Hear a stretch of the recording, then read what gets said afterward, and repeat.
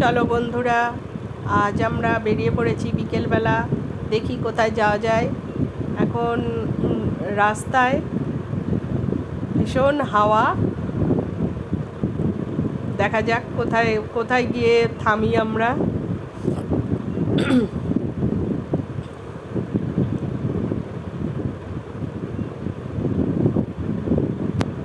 দেখো, আমরা চলে এসেছি দিকনগরের রাঘবেশ্বর মন্দিরে।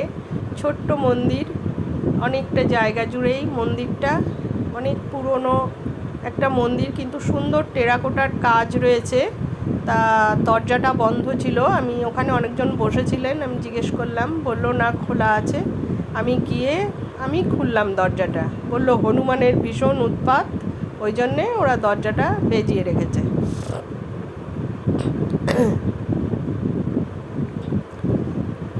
দেখো, এখানকার এই হলো রাঘবেশ্বর।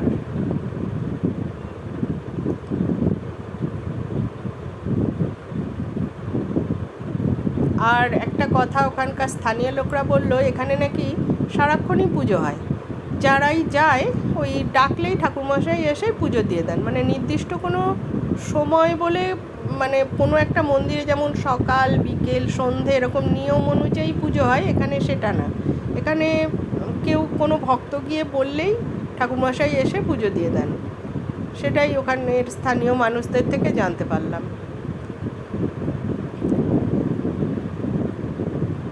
কত মানে সংরক্ষণের অভাবে কত সুন্দর সুন্দর ছোট ছোট এরকম মন্দিরে যে টেরাকোটার কাজ,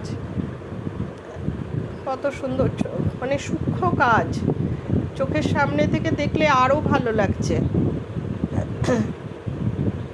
আমি খুব ভালো ভিডিও করতে পারি না, তাও সন্ধে হয়ে গিয়েছিল।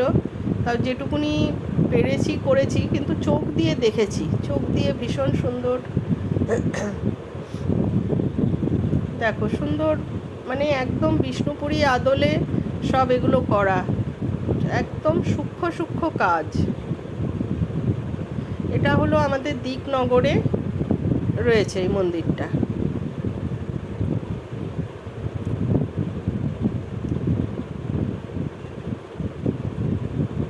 সন্ধে হয়ে গিয়েছিল, তাই যতটা পেরেছি আমি একটু ভিডিও করার চেষ্টা করেছি।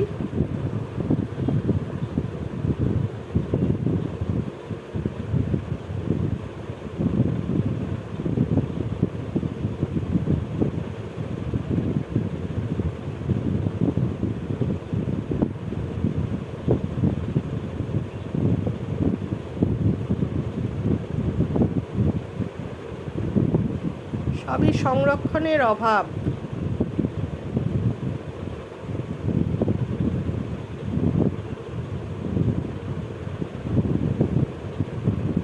কত সুন্দর এই জাফরির সূক্ষ্ম সূক্ষ্ম কাজগুলো, কত সুন্দর।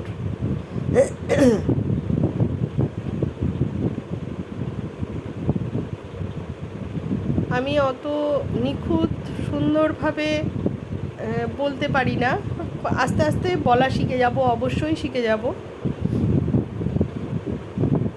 আমার চোখ দিয়ে আমি যতটুকু দেখেছি ততটুকু আমি শেয়ার করলাম। এটা হলো বাইরের জায়গাটা, বেশ ভালো।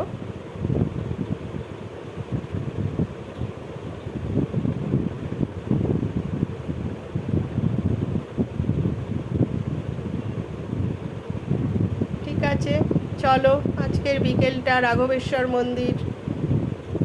মন্দিরে গিয়েই সময়টা কাটলো। আমি যেটুকু তুলতে পেরেছি সেটুকু আমি শেয়ার করলাম তোমাদের সাথে। চলো।